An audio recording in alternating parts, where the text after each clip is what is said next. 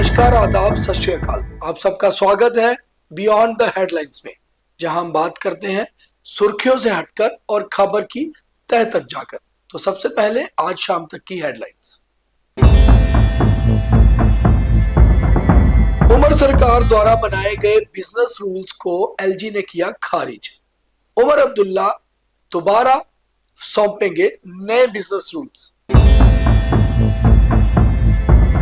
भारत ने रोका चिनाब का पानी, बाद में छोड़ा गया, पाकिस्तान में खलबली।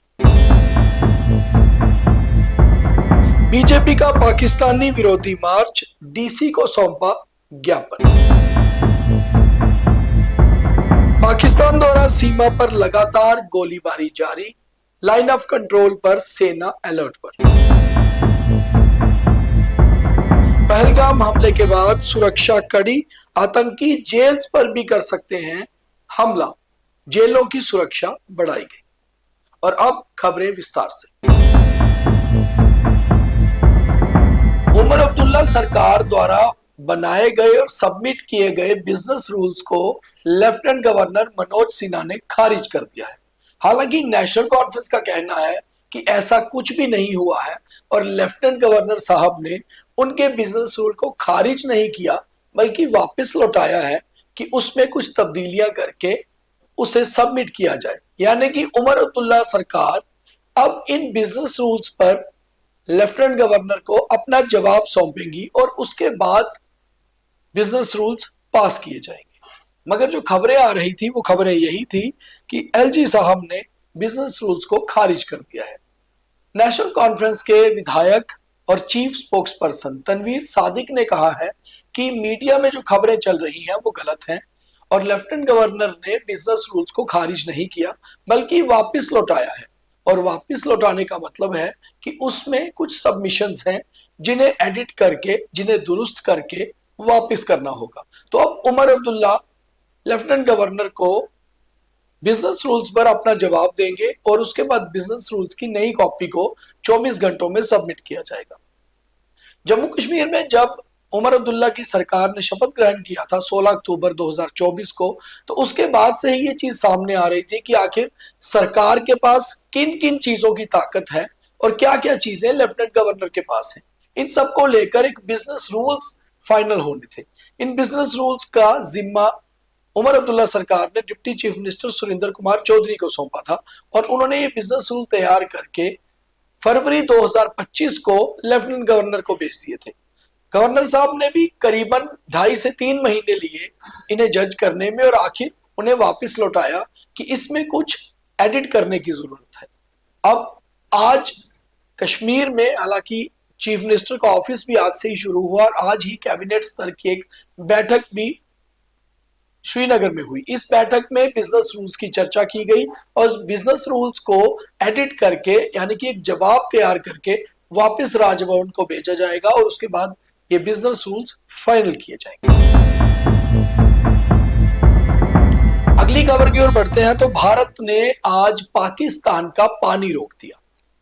बिल्कुल आप सही समझ रहे हैं, आपने दिन भर खबरें भी देखी होगी कि पहली बार चिनाब नदी को सूखा पाया गया और कारण ये रहा कि भारत ने जिस तरह से सिंधु वाटर ट्रीटी को सस्पेंड कर दिया था, उसके बाद से पाकिस्तान के पानी को रोक दिया गया और पाकिस्तान के पानी को रोकने के कारण चिनाब नदी पहली बार इतिहास में सूखी हुई नजर आई। अमूमन काफी उग्र रहने वाली चिनाब नदी आज शांत थी और अखनूर में कई सारे लोग वहां पहुंच गए अपनी सेल्फीज लेने के लिए, वीडियो बनाने के लिए और तस्वीरें लेने के लिए, क्योंकि शायद ये नजारा उनके लिए ऐतिहासिक था। और बड़ी बात यही रही कि उसके कुछ ही घंटों बाद वापस जल स्तर बढ़ गया और भारत ने पानी छोड़ दिया। अब इसके पीछे कारण ये भी निकाले जा रहे हैं कि शायद भारत की तरफ से पाकिस्तान को एक वार्निंग दी गई, चेतावनी दी गई कि हम चाहें तो आपका पानी बंद कर सकते हैं। ये पानी बगलियार से बंद किया गया था और ये पानी रविवार दोपहर बाद बंद किया गया था, जिसका असर सोमवार सुबह देखने को मिला। बीजेपी ने आज जम्मू में एक मार्च निकाला और डिप्टी कमिश्नर जम्मू को एक ज्ञापन यानी कि मेमोरेंडम सौंपा। उन्होंने कहा कि जितने भी पाकिस्तानी नेशनल्स हैं उन्हें जम्मू कश्मीर से और भारत से बाहर किया जाए। हालांकि कुछ दिन पहले जम्मू कश्मीर में खासतौर पे जम्मू में रह रहे कुछ पाकिस्तानी नेशनल्स का जो मामला कोर्ट में उठा था उसे भी बीजेपी के ही एक स्पोक्स पर्सन जो खुद भी एडवोकेट है उन्होंने ही उठाया था। हालांकि हमारी रिपोर्टर ने जब जम्मू के सांसद जुगल किशोर शर्मा से इस बाबत एक सवाल किया तो वो उस पर जवाब भी देते हुए नजर नहीं आए, मगर कहीं ना कहीं बीजेपी आज एक मार्च निकाल के ये बता रही थी कि पाकिस्तान के लोग जो जम्मू में रह रहे हैं उन्हें बाहर निकाला जाए, मगर कई सारे ऐसे लोगों का मामला कोर्ट में भी है और कुल मिला के ऐसा होना भी चाहिए कि दूसरे राष्ट्र के लोग जिनका वीजा खत्म हो जाता है उन्हें बिल्कुल भी हक नहीं है रूल्स के हिसाब से भी कि वो हमारे देश में एक दिन भी एक्स्ट्रा रहे। पाकिस्तान द्वारा लगातार लाइन ऑफ कंट्रोल पर गोलीबारी हो रही है। पिछले करीबन 9 दिनों से पाकिस्तान ने जम्मू और कश्मीर की कई जगह पर गोलीबारी की है। जम्मू कश्मीर में पाकिस्तान से लगती हुई 720 किलोमीटर लंबी नियंत्रण रेखा यानी कि लाइन ऑफ कंट्रोल है, इसके बीच में पाकिस्तान जगह जगह गोलीबारी करके कहीं ना कहीं भारत को उकसा रहा है, मगर भारतीय सेना भी हर गोली का मुंहतोड़ जवाब दे रही है और भारतीय सेना का कहना है कि वह पूरी तरह से लाइन ऑफ कंट्रोल पे हर स्थिति से निपटने के लिए अलर्ट है। पहलगाम हमले के बाद अब जम्मू कश्मीर में जितनी भी सेंट्रल और डिस्ट्रिक्ट जेल्स हैं उनकी सुरक्षा बढ़ाई गई है। एक खुफिया जानकारी के मुताबिक आतंकी किसी जेल पर हमला कर सकते हैं और खास तौर पे कश्मीर में, इसलिए सभी जेल्स की सुरक्षा जो है वो पहले से बढ़ाई गई है और एक रिव्यू उसका किया गया है। हमने पहले भी कई बार ये खबर बताई है कि जम्मू कश्मीर की जेलों में कई सारे खूंखार पाकिस्तानी आतंकी बंद हैं और शायद इसी के चलते इस तरह का इनपुट को सीरियसली भी लिया जा रहा है।